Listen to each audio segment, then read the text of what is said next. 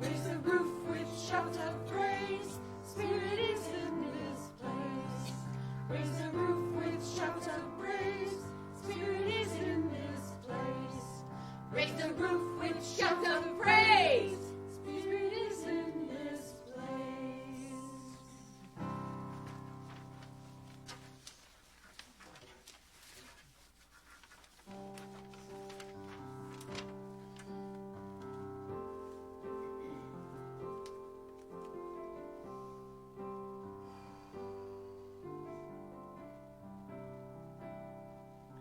Let there be less of me. Let there be more of thee. Less of the human and more of the divine. Less that belongs to me, more that is thine. More of God's nature and less that is mine.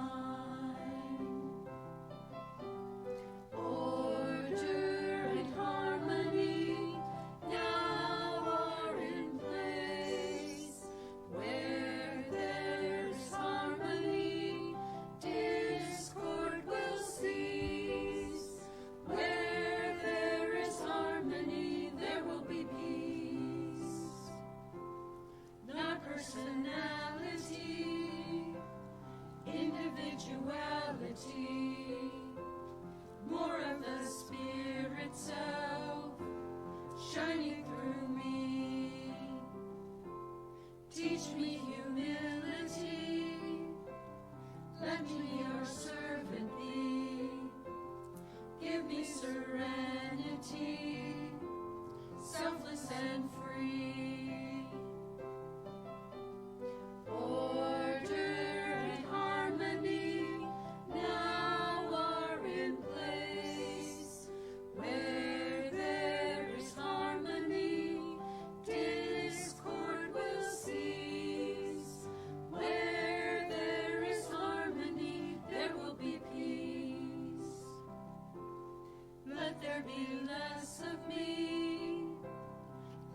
Be more of thee, less of the human, more of the divine, less of the human,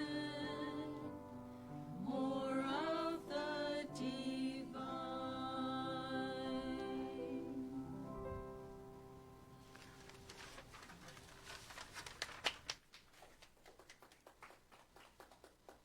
More of the divine.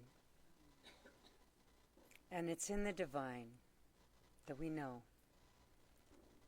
the divine is here, blessing and orchestrating this wonderful meeting this morning.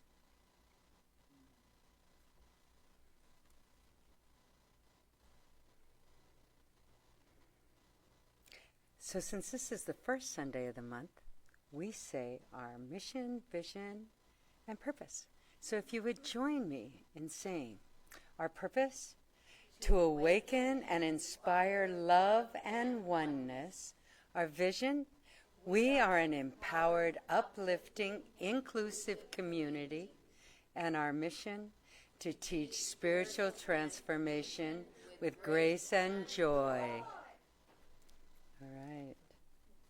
We are a path that honors all paths. And because it is the season of peace, we're going to be honoring Sikhism. And our lovely Anne is our candle lighter this morning.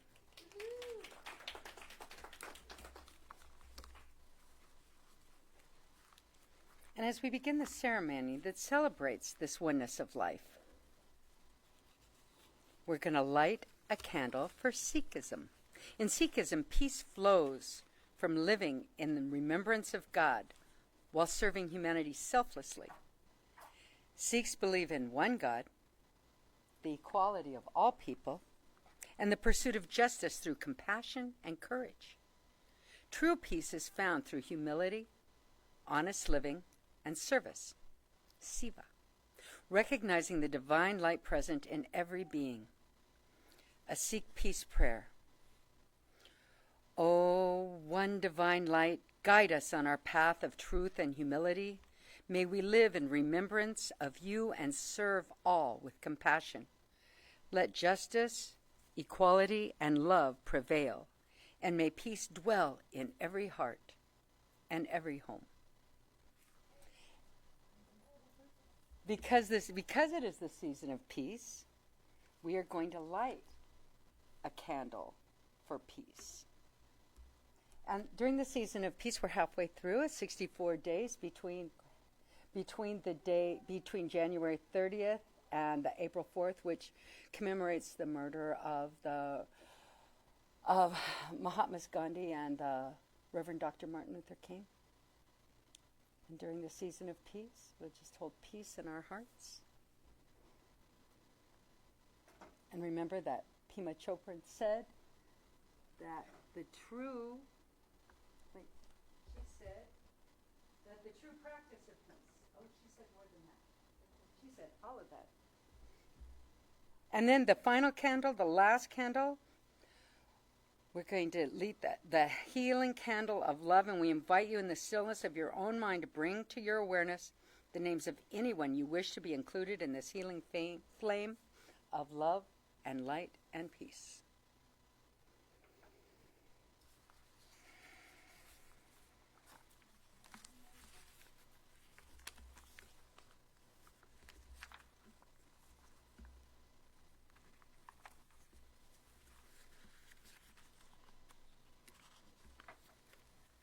Thank you. All right.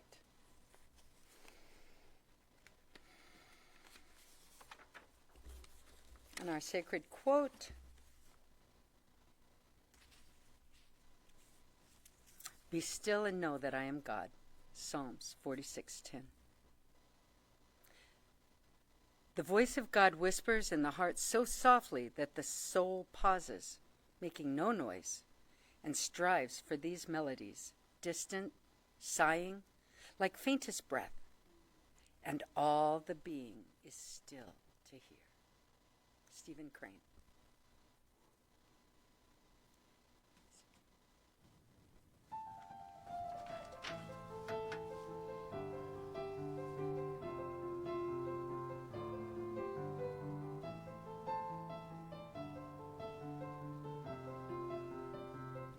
God is the vine, I am the branch.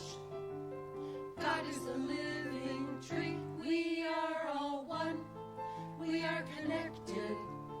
God is the living tree. As the wind blows, we sway as one. As the rain comes, we drink as one. As the sun shines, we sing and dance as one. God is the vine, I am the branch. God is the living tree. We are all one, we are connected. God is the living tree. The soul is within the living branches, completely pure and so deeply loved, a part of the whole, one with the living tree. God is the vine, I am the branch. God is the living tree. We are all one, we are connected. God is the living tree. When we weep, God weeps with us, and then because we are so truly loved, we are all healed in ways we could never imagine.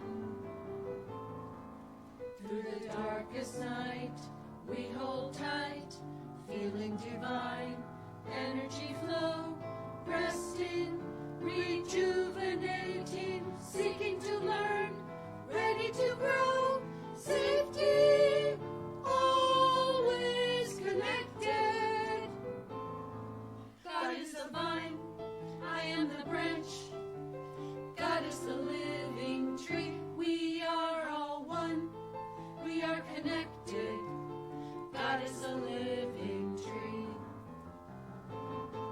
God is the vine, I am the branch. God is is a living tree. We are all one. We are connected. God is a living tree. God is a living tree. God is a living tree. Thank you. That was so beautiful. Aaron wrote that. Oh, Aaron. Thank you. Welcome to the Alaska Center for Spiritual Living. My name is Toni Mason Shannon, and I am a licensed practitioner with the Centers for Spiritual Living. I have announcements.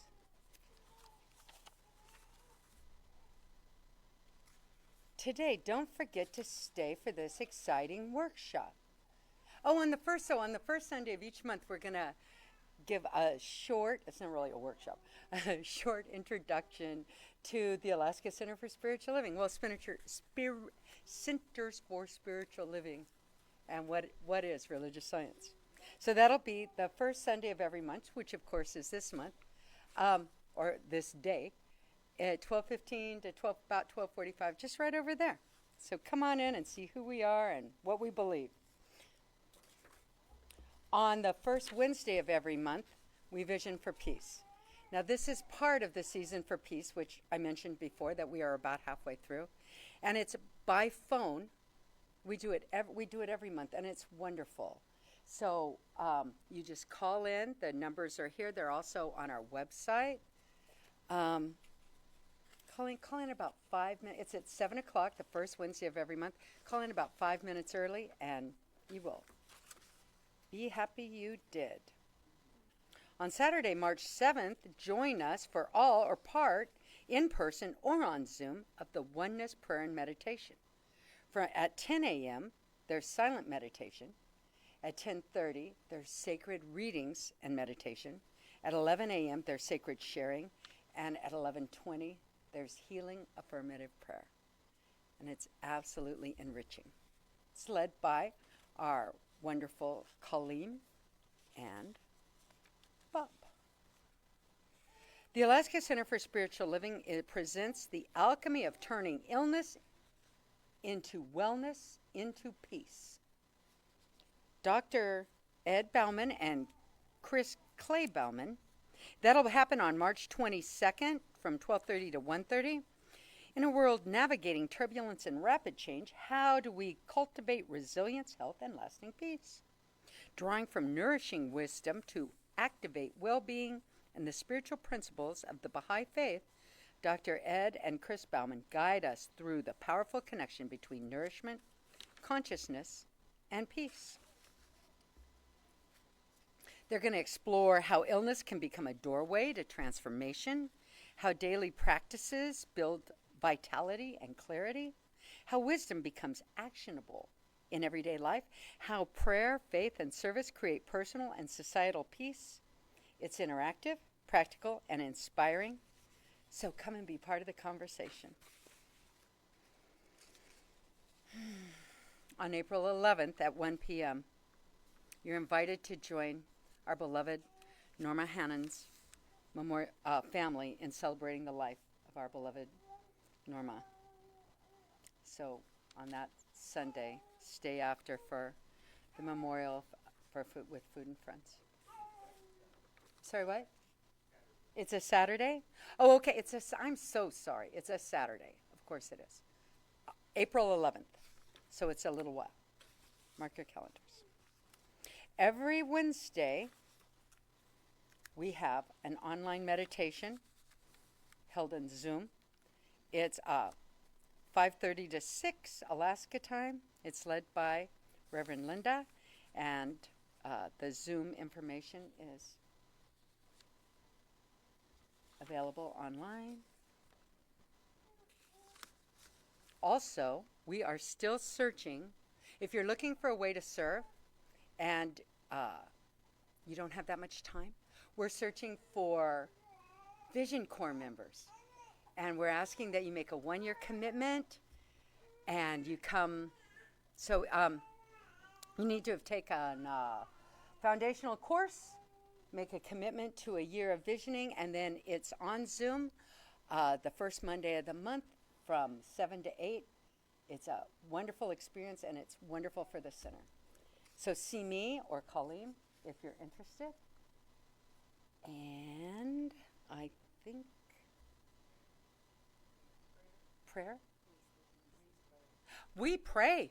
That's what we do here. We pray. So we believe in affirmative prayer. And if you've got something great going on in your life and you want more of it, we want to pray with you. If you have something not so great going on in your life and you'd like to have less of it, we want to pray with you. You'll find in the back of your seat a cutest little prayer request form that you can fill out, and then there's a box you can put it in, or right after service you can could I have all the practitioners stand up?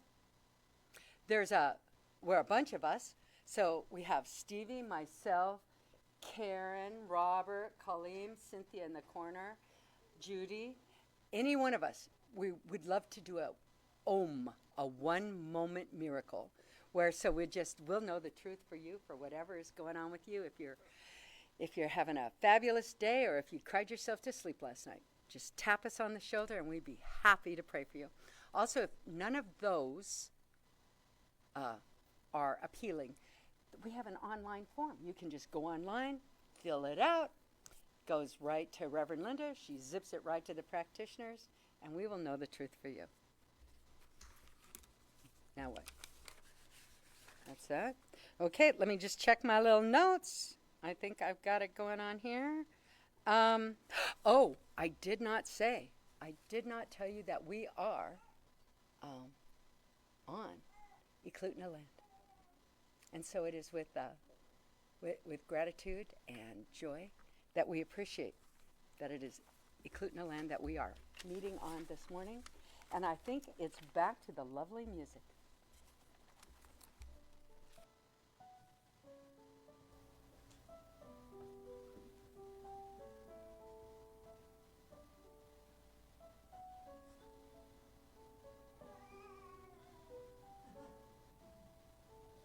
Peace is the promise I make today. There's nothing greater for me to say than to lay down my fears, lay down unhappiness, and surrender to the peace I choose today.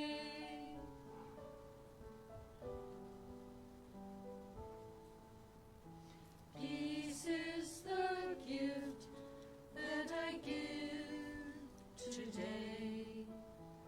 No easy shortcuts, peace is the way. I will lay down my pride, lay down self-righteousness, and surrender to the peace I choose today.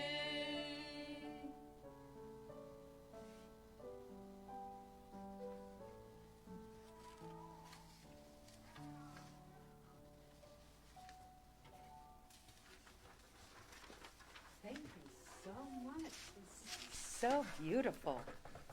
I love our choir. It is my honor, and you are so blessed. It is my honor to introduce our speaker this morning, our lovely licensed spiritual practitioner, Stevie Leniear. And in the time that I've known her, every time I've heard her speak, my heart has been expanded, my life has been improved, and she brings it. And so please help me welcome her, Stevie. Thank you.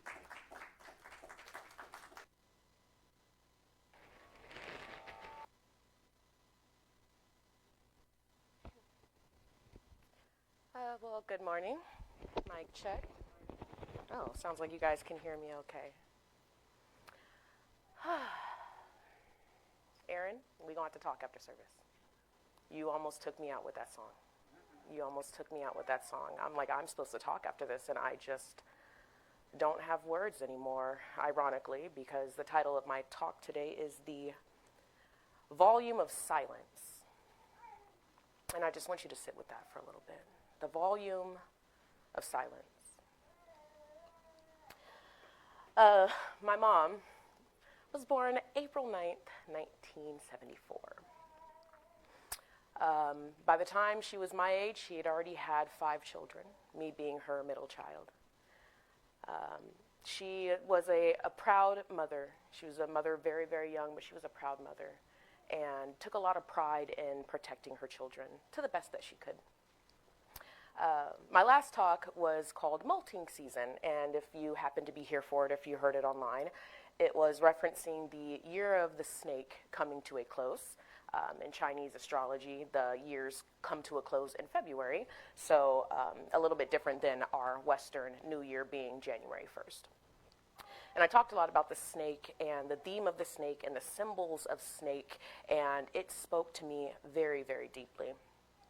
And since then, we have officially moved into the year of the horse, which is, as you probably can imagine, a lot of horsepower, a lot of fiery energy, a lot of steadfast forward movement.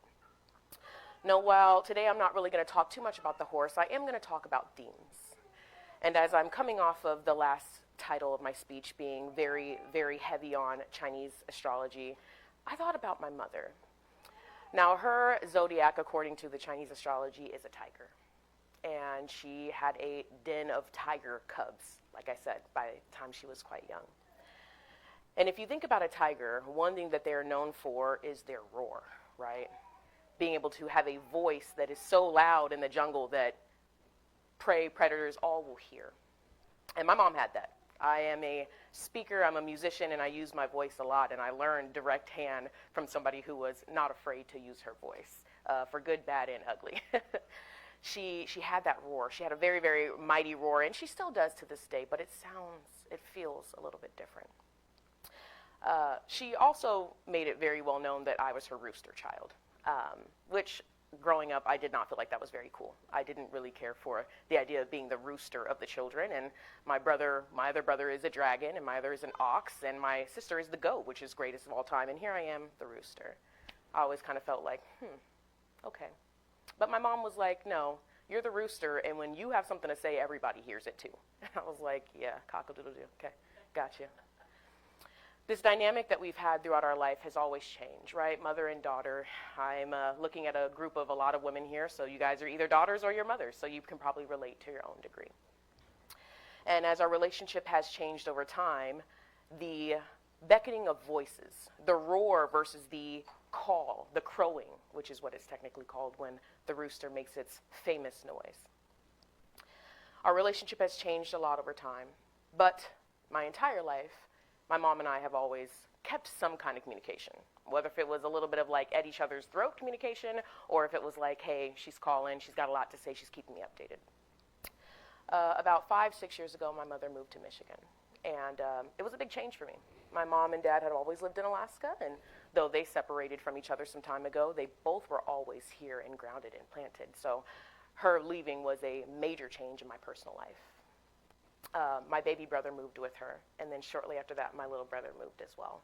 So a lot of my immediate family has kind of spread. The flock has spread, which is natural, right? Things ebb and flow. Now, in the last year, I have noticed that Tiger's roar got a lot quieter. Even when me and my mom were not on the best of terms, it was always like, if I text you, you text me back, right? If I call you, you answer. Even if you answer with an attitude, I know that you're still answering, and that was enough for me. And in the last year, I've just noticed a lot less responsiveness, a lot more silence where there never used to be. And it was strange to me, and I took note of it. I took absolute note of it.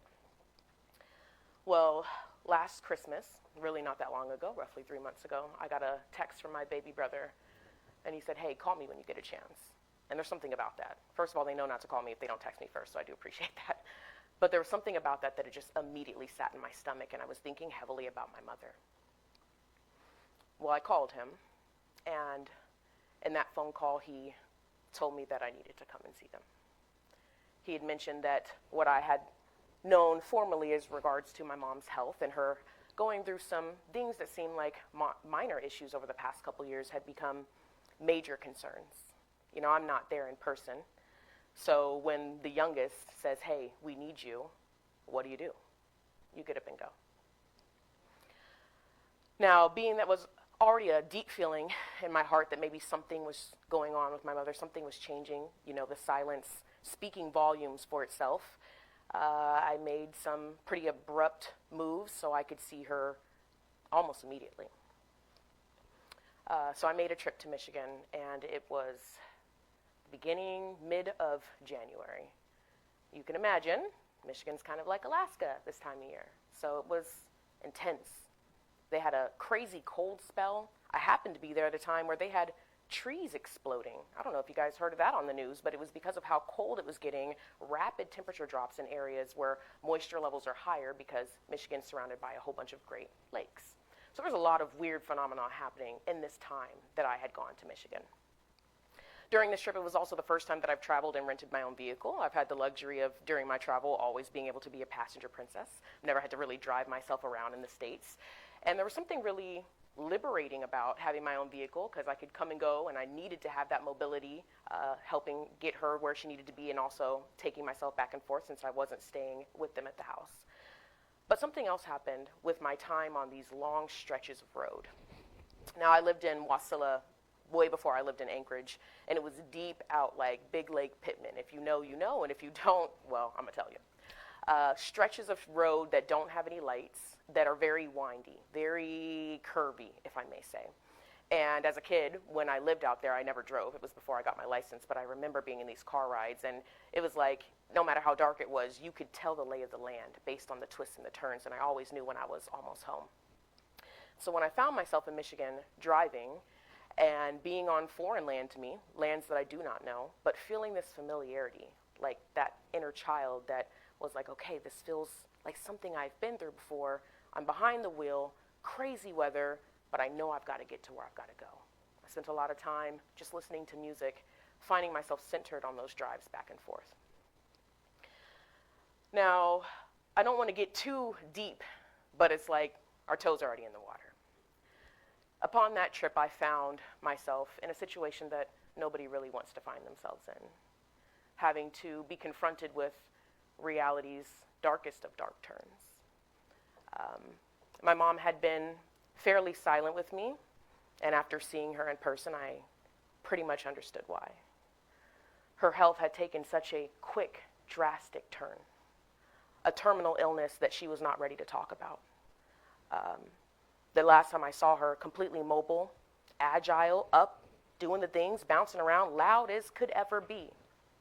And this time, she was bedridden, paralyzed from the waist down, unable to get herself to the bathroom, let alone the shower, unable to make herself a meal. Now, if you heard the date when I said my mother's birthday at the beginning of the talk, 1974, I don't want to do a whole lot of math today, but what I can tell you is she hasn't even hit 60, barely 55, 5 children. Seeing her like this was a night and day slap in the face for me. My brothers had tried to warn me, but there is nothing like approaching what can seem like a chronic and acute illness in somebody that you love when you've never seen them like that, when you're not surrounded by that kind of lifestyle. It hit me hard. But before I got there, when I told her, hey, Mom, I'm coming, she was like, I'm not ready for you to come. I don't want you to come. And as her youngest daughter, that broke my heart. Because first of all, you don't have a choice. I'm coming. Second of all, why would you push me away? Why would you push me away? And I kept asking myself that question. And she made a comment on the phone before I got there. And she said, I can't bear to have your sad eyes looking at me as if I'm dying. And I got quiet. I matched her silence. Because in one degree, it was like, if that's the truth, can I hide my sadness? And the other degree, it's like, I don't want to show up and be the gloom, right? I want to be able to hold that space, hold that presence for you, especially as a practitioner, but that's still very human. And so I decided before I went there that I would do my best to manage my emotions, that I wouldn't just overreact when I saw her so I could protect her space as best as I could. And I did that. as best as I could. I waited till the car rides to cry, waited till I got back to my hotel to cry. I held it together so I could be that presence for her throughout the trip. Now, during our week that I was there was a lot that was not said. We got to the doctors, and she didn't even let them talk in front of me. It was so brutally silent in those rooms. Now, here's the thing about silence. The truth will speak for itself, right? Sometimes the truth does not need to be said in our vernacular, in our human language. The truth can be seen, it can be felt, it can be sensed, and I'm very intuitive.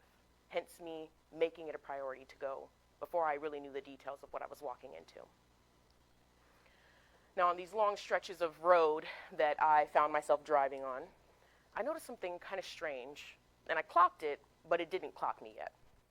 I noticed that all of these homes had like decor and like little land stands and of roosters. It was like you would have thought that it was the Michigan state bird. I had to look it up because I'm like, what is going on? Why are there roosters everywhere? And it was obviously winter. These weren't real roosters. They weren't live roosters, but it was like somebody's sign on their door and then their mailbox stand and just like a pitch in their land. Like why it was everywhere, I have no idea. But I saw roosters everywhere. Now, obviously, me being the rooster, I'm like, okay, noted. Didn't think too much of it, but what I did feel was God was telling me, you are not alone. You're where you're meant to be. Trust that there is something deeper unfolding here. So that was one of the first things that I clocked. Now, I spent a week in and out of the house trying to help my mom get back and forth to her doctor's appointments, trying to get more information and see what we could do to improve her condition based on what we knew and kind of the living conditions at the home, which were extremely rough. And in that time that I was there, I was in and out of this house that my mom had inherited many years ago. This house has been in my family generation for centuries now. It's been a very long time. It was built by my great-great-great-grandfather back in the day. Now, this home has been in our bloodline on my mother's side. And as I walked around in this house, there's these pictures on the wall, right? Like any home would have. But you imagine these are people that I've never met, that I've never even seen before, that I've barely heard of. So this house is filled with my brothers, my mom, but the house itself is filled with remnants of other life, to the point where the house itself kind of started to feel alive, like the house was talking to me. Now, mind you, I'm dealing with a level of silence from my mother. She's not saying much. I'm trying to spend time with her while I'm there, but it's a lot of holding the presence for each other, because there's not a lot to discuss when you're in chronic pain, right? And I understood that. So I just tried to be there. So while she was saying less, everything that shouldn't be talking to me felt like it was talking as loud as it could be. Now, I'm in this house, and I'm going to keep it real. This house is filthy. Hoarding from generations past. Things that have not been gone through, people who don't want to let go of things. You know how it is. Imagine that from your grandmother and your grandmother's grandmother, and it just goes on and on. But my brothers live in this house with my mom, and it's to the point where she obviously cannot walk, but even getting around the house is hard because of the amount of clutter. And I realized during my time there was a lot I was not going to be able to do. I wasn't going to be able to convince her to tell me what's really going on with her health. I wasn't going to be able to get the doctors to let me in on a treatment plan. I wasn't going to be able to do so much. But what I could do was pray, be present, and clean. And that's what I did. I spent a week. We rented a U-Haul, filled it up, 10-foot U-Haul full of trash and clutter and things that really couldn't even be donated, and then a whole 2 more car trips worth of things that could be donated. It was an intense week, but I kept hearing the house as if it was talking to me, and it was like the house was saying, I can't breathe. I can't breathe. And I'm looking around, and I'm like, well, how could you? There's so much clutter. There's so much, you just feel suffocated. That's what I heard the house say. Day 2, I'm there. My brother is burning cardboard because guess what? Their heating system is out. Love that for us. And it was cold. It was the coldest Michigan I've ever seen. Even for them, being there for 6 years, they said it's never been that cold. So my brother's burning through cardboard just to try to keep the house warm, and they've got some wood. Day 2, I'm there. Little brother almost burns the house down. Way too much cardboard at one time. And this is an old-style house. I don't know if you're familiar with Michigan. I literally just overheard somebody earlier saying that they're getting ready to go to Michigan. Somebody in the choir. I heard it. Literally, somebody was talking when I was praying, and I was like, yeah, I heard it. This is how God talks to me. I'm just like, funny, a trip to Michigan. That's going to be a big part of my talk today. You said to celebrate somebody's 100th birthday. Incredible. I love that. I love that. Day 2, the house is almost on fire. And as the house is already telling me, basically, I can't breathe, and then a fire starts happening, I'm like, okay, maybe I'm not crazy. Maybe I'm not just hearing things. I see it now. I'm hearing it. I'm seeing it. I'm feeling it. Luckily, we're able to get things under wrap before it gets too far. That's day 2. By the time we get to day 5, now this place has 3 different chimneys. One in the main living room, one in my mother's quarters, and one in my brother's quarters, because this is a large piece of property. Now, something about chimneys and the way that they work, having them all on at once does not siphon out the air. So you can only have up to 2 chimneys going at a time. Otherwise, the air does not go through like it's supposed to, and the house will be filled with smoke. So they've got this system in place where they alternate who's burning a fire. It's just the way that they've learned to operate. So at some point, my mom has got her fire going, which it's almost always her burning hers, and the boys basically volley on who gets to burn theirs. She runs really, really cold with her circulation issues that she's dealing with these days, so I noted that. Day 5. And I'm 2 days out from leaving. So I am like rapid fire, downstairs, directing traffic, both my brothers and I, game planning, still trying to clean, making trips, doing the things. And I start smelling smoke. And I know it's not coming from the living room because that is a nice calm fire. I've had my eye on it after day 2. I run upstairs. And I open the top part of the door to my mom's quarters, and she's got the blanket over her head, completely hiding in the room. And as soon as she hears that door crack, she's like, I can't breathe. Puts the blanket back over her head. Mind you, as soon as I open the door, the smoke comes barreling out. And I'm looking at her boyfriend who's trying to tend to the fireplace, and I'm like, what's going on? And he's just like, I don't know, it's getting out of hand though. I run downstairs because, mind you, my mother cannot walk. I grab my little brother, who's much bigger than me. He comes, picks her up, takes her to his room.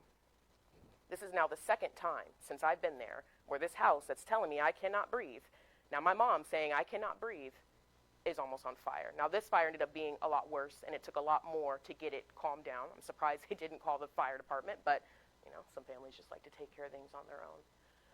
But that was the 2nd time where I was like, okay, this is hitting max for me. Now by the time the end of my trip came, I felt like, how do I walk away from this? There's so much that's still yet to do. It feels like the home is volatile. At any moment, something could happen. I have my loved ones living in this home, and there's so much that feels incomplete with this trip. But I gotta go. And so I'm just racking my brain about it. I get home, and since being home, calling my mom, texting my mom, thinking now that I saw her in person, maybe it would be a little bit better. And yet I'm still met with the same silence. Now I'm going to pause right there because at some point you guys got to be thinking, where is she going with this, right? I could just be updating you on my life because you guys care about me and maybe you want to know what's going on with Stevie.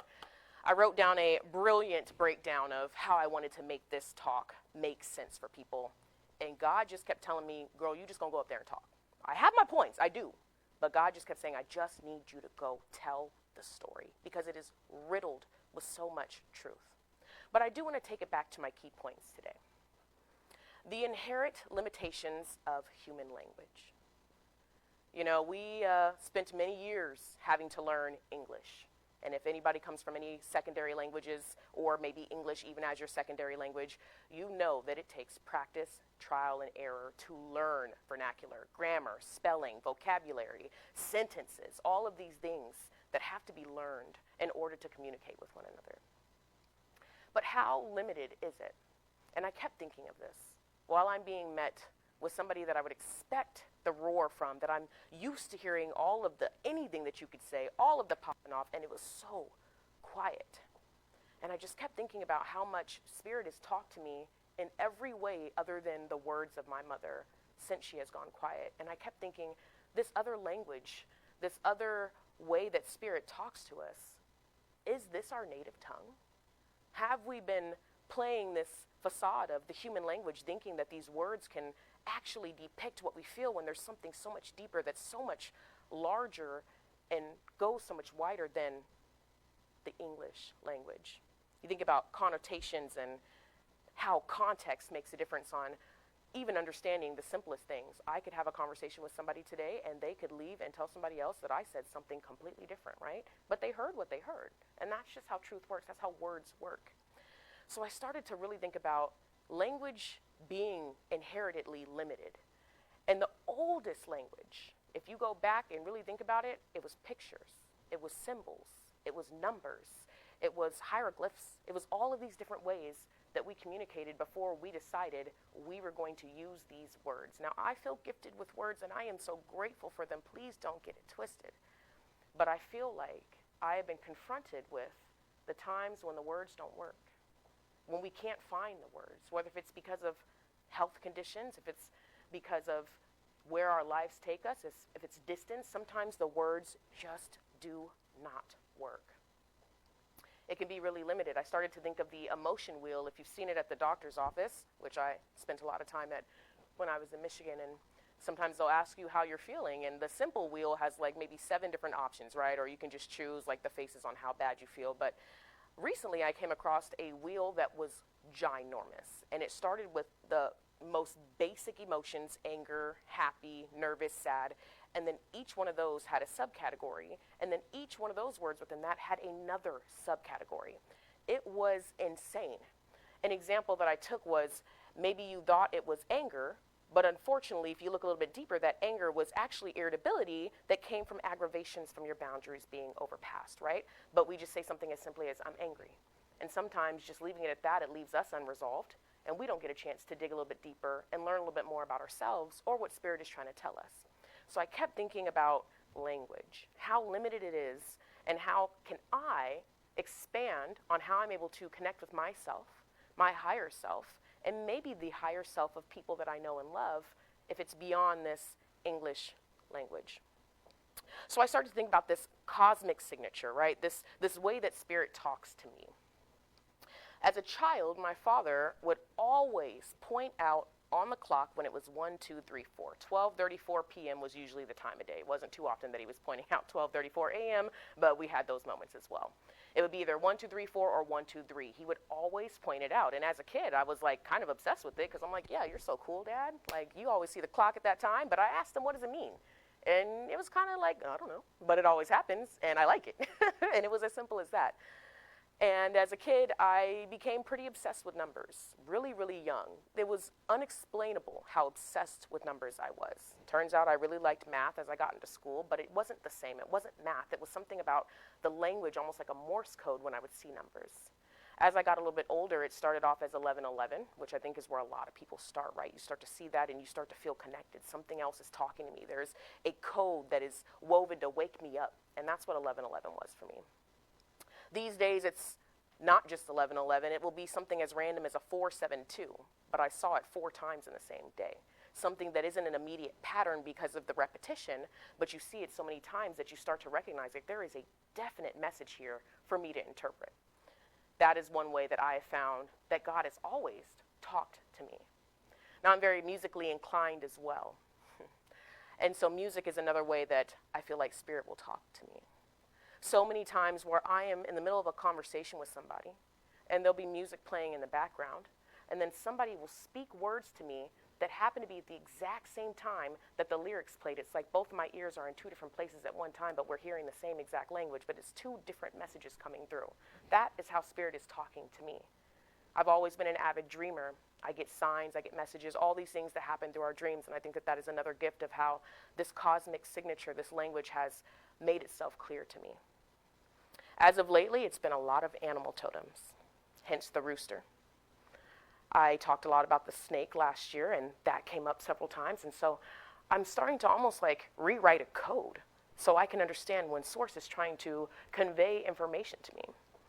And when I was thinking about this, I'm like, yeah, this could be a stretch for some people. This might feel like that push of woo-woo for some people. But I'm like, how do I reel it in for them?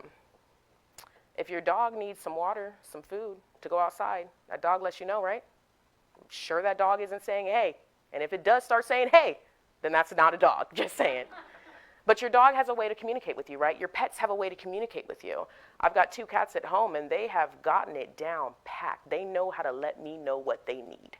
And that is a relationship that comes from practice, trial, error, active listening. Now, there's a few things that I did mention earlier, but there's a few things that I did not say. So I want to go back and start to overlap on some of my story and some of the things even that just happened today. My mother's birthday, April 9th. 409 is what that would be. 2 years before I ever even found out my mother was sick, I started seeing 409 everywhere. License plates, clocks, the length of a song I'm listening to. Anything that you could imagine where a number could show up on the microwave, on the oven, I am seeing 409. And it immediately hit me because I'm like, that's my mother's birthday. So I feel like Spirit has been trying to bring my attention to my mother on a different level from the other side for years now. So when I saw that message from my brother and when I started to feel like something was changing, it was like Spirit had already been kind of setting me up to be able to see that, to hear it when the time was right. Something I did not mention. My mother had her name changed over time. I'm sure she'll never see this, so I'm going to say it. Her birth name is Tree. I could see why maybe she wanted to change that because she was teased a lot for it. But for me, it is a beautiful name and it represents so much. So Aaron, that song that you wrote, The Living Tree, thank you, because that's how God talks to me. I started to think, if I'm at a place right now with my mom, where she no longer has the words, where she no longer has the energy to find the sentences, where she has run out of things to say, but I feel ever connected to her spirit, right? I'm her youngest child. I am so connected to God, and I feel like she is on that verge where her spirit is probably already starting to see the other side. I know transition is coming soon.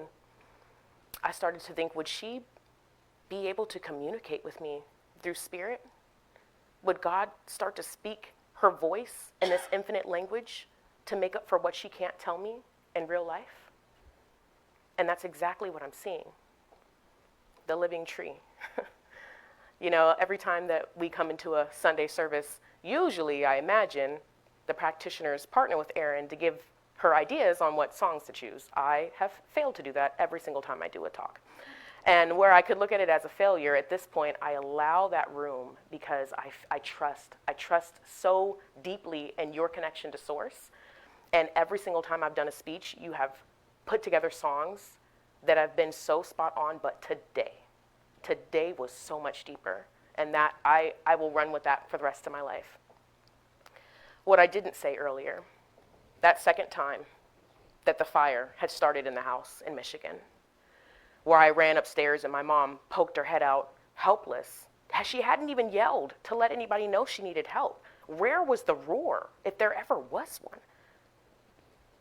I go downstairs after my brother gets her relocated, and I had music playing on the loudspeaker, right? Because we were cleaning, and what better way to keep people motivated than music? So it's getting a little chaotic because I've got this dubstep EDM playing in the background, and now the house is on fire. My brother's like trying to relocate my mom, and it's getting a little tense. So I was like, I need to go pause the song because it was just too much stimulation. I go to my phone, right, to pause the song. Song title, Burning. It's that real. I couldn't make it up. I would never make it up. I downloaded the song. It was a great song I had never heard before, but the song title was Burning. I just got back from Hawaii. It was a beautiful trip. I had an opportunity to go with my boyfriend and his family to celebrate a wedding. And I haven't been to Hawaii in a few years, and I think the last time I went, it was like COVID season, so it wasn't a lot of humanity around. Everybody was kind of indoors, so I got to enjoy the island almost as if it was a private island. So this time it was a little bit different, but I tell you what, first day on land after that flight, and what am I seeing everywhere in Hawaii? Roosters. Everywhere. And I had no idea. And they're loud. So you will know them before you even see them.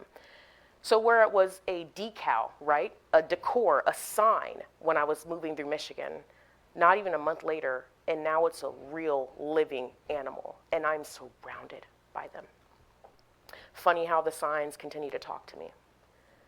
I also noticed when I was in Hawaii, that, you know, you get to Hawaii and what I'm expecting to be awed by was the oceans. I plan on spending a lot of time in water.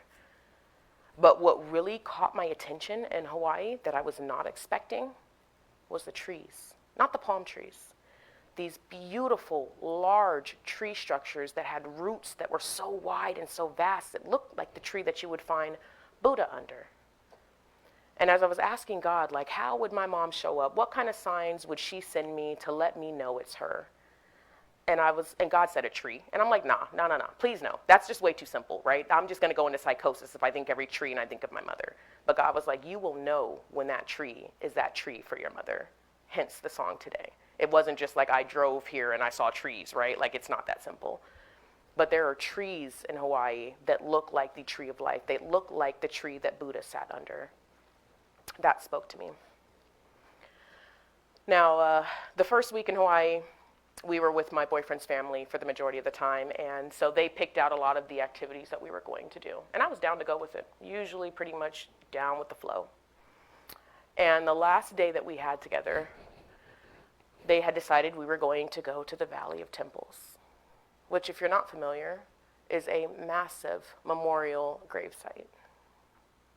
Now, me dealing with what I'm dealing with and coming to terms with what feels like imminency with my mom and her life and her transition, going to a large gravesite was probably my breaking point. It was a place where there was so much respect and beauty, but yet I felt so triggered by this unsettled feeling of like, I'm going to be here again soon. And I found myself not wanting to walk around when my body was like, I need you to get out of this car and you need to be on this land. You need to feel the love on this land. You need to reconcile the feelings that aren't feeling good by being in this space, because we believe that life forever goes on. That is what we believe. So we get there after driving around for a while to find a parking spot, and we finally park, and everybody gets out the car and they start walking, and I stay back because I need to like get myself together, and my boyfriend stays in the car with me. And I'm like, babe, look up. And we parked right in front of this large statue, and it was a stained glass tiger. A stained glass tiger, where the light could shine through. No words were necessary. I felt it all. And that same valley was a large, large statue of a Buddha, the one that sits under the tree. So the point of my talk today, the volume of silence. When words fail, when we are left without explanation, when the people that we want to hear from most, maybe they're not able to reciprocate that, there is an infinite language that is not only always available, that is always talking. It is an infinite stream that you don't have to choose to go back and figure out. It is always there. And I am seeing it. I've always seen it, but wow, to see it continue to develop to this point, I am in awe. And it is with that that I invite you to find your own language. Journal, and journal often, because it is in my journaling that I'm able to step back and see the signs, see the repetition, see the way that Source has made it so evident, so loud and clear, that not only am I never alone, that I am surrounded by light, love, and that when I can get quiet and get comfortable with the silence, the volume of God is louder than ever. It is with that I'm going to invite my colleagues to pray with me. Holding a knowingness, a truth of an infinite source, a truth of God that is always life-bound. It is the source of breath in all things. For this infinite source, this light, this love, this universe, spirit, whatever it is that you name it by, it is the never-ending, everlasting flow. And if this is true for the state of God, and God is what breathes us into existence, us, the tiger, the rooster, the child, the rainbow, the tree, all of it, an expression of the divine. And that ever-going life, that infinite presence, that forever peace is available.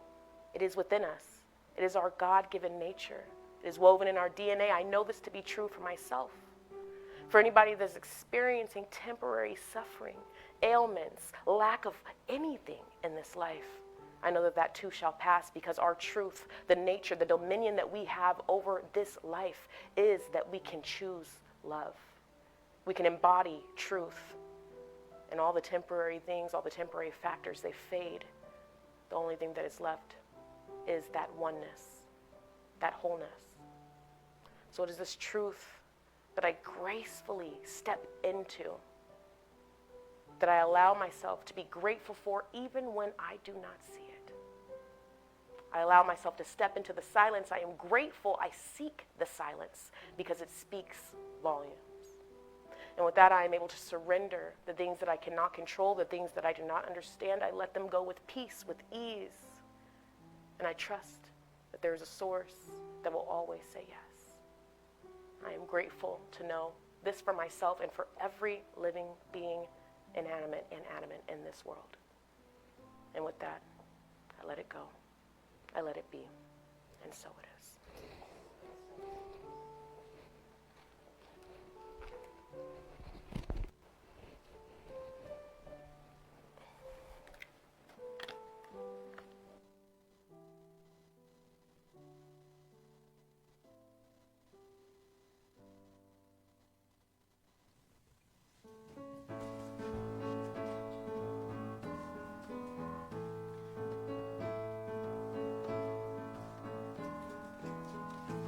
I feel rich, I feel strong, I feel confident. I feel rich, I feel strong, I feel confident. I feel rich, I feel strong, I feel confident. I feel rich, I feel strong, I feel confident. My Creator has blessed me with a universe, teeming with abundance. Oh, thank you, Earth. I stand in the midst of this abundance, using some and spreading all the rest. Hey, I feel rich, I feel strong, I feel confident. I feel rich, I feel strong, I feel confident. I feel rich, I feel strong, I feel confident. I feel rich, I feel strong, I feel confident. Every morning I wake up so energized. Every night I go to bed so satisfied. Every single day my physical self shines forth with my joy for life.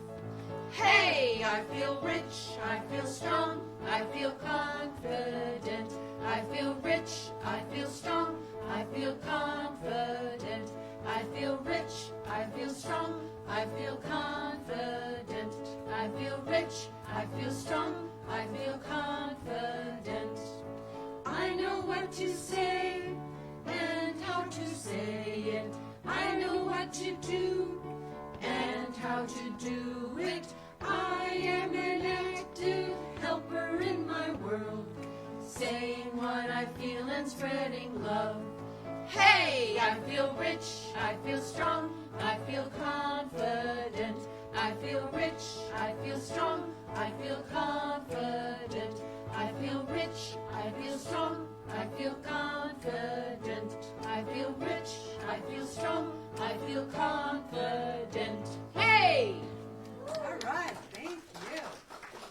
Thank you, Stevie. Now this is the time when we get to practice the law of circulation. So, right? Yep. All right. And there's an affirmation.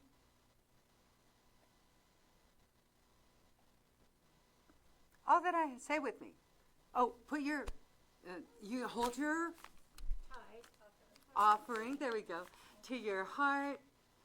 And if you auto-type, there's a little thing that you can hold if you need a physical manifestation. And if not, just put your hand on your heart if you choose to. And say with me, I freely and joyously give from the abundance and fullness of my overflowing wealth. I know my gift goes with love as it touches and blesses the world. Now, we have lots of ways for you to give. You can give in person, you can give online, you can click that QR code. You can give any kind of way you want. You can share your time, talents, and treasures. And we're going to sing while they, whatever. We'll do amazing things with the choice each new day brings. And with every step you take, bless the progress that you make. The reason you live is found in every gift you give. Love your life, love your dreams. You will do amazing things. Amazing, amazing. You will do amazing things. Amazing, amazing. You will do amazing things. Oh, the places you will go and the people you will know. Don't worry when or where or how. You don't have to know that now. You're on the right track. No need to look ahead or back. Just enjoy what this day brings. You will do amazing things. Amazing, amazing. You will do amazing things. Amazing, amazing. You will do amazing things. You don't have to work it out. Just stay in the here and now. Let your mind rest for a little while. Sometimes deepest answers come when you're out there having fun. So close your eyes and take a breath and smile. Amazing, amazing. You will do amazing things. Amazing, amazing. You will do amazing things. Thank you. And so now I'm going to bless this offering, all that we have and all that we give, all that it circulates, knowing that this is an abundant universe. We have an abundance of snowflakes, the grains on the grains of sand on the beach, numbers of eagles in the tree at the corner of Methuen and Devar. Knowing that it's all circulated through the one source, and that as we give, so we receive, and we stay in the flow. We give such thanks, and so it is. So it is. All right. Oh, so I forgot to welcome anybody who's new. Is there anybody here at the first time who's brave enough to say so? There is and Judy has a gift for you if you would like one, and if you're new online, welcome, welcome, welcome. And if you let us know on the online portal to our, well, maybe it's not a portal, but online, our website, that we'll send you a little gift. And Michelle and Luann and Nanetta are all there. And we also want to say happy birthday, Joan. All right, and you guys sing now? We do. Okay. I benedict us out. We actually, so we are done. Oh yeah, I guess we are. We're okay. So, knowing that the service was blessed, knowing that our rooster gave us the wake up we needed, knowing that we have all received what we needed to receive, and that will continue to sprout and grow throughout the week. And as we go our separate ways, know that we stay together in our hearts.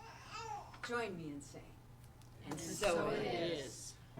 We invite you to stand up and join us. And you could have stood up the whole time. I'm so sorry. Every time I sing, Also, remember that next door there will be a who we are, what we believe, what we do. Come on over. Have come together as a family.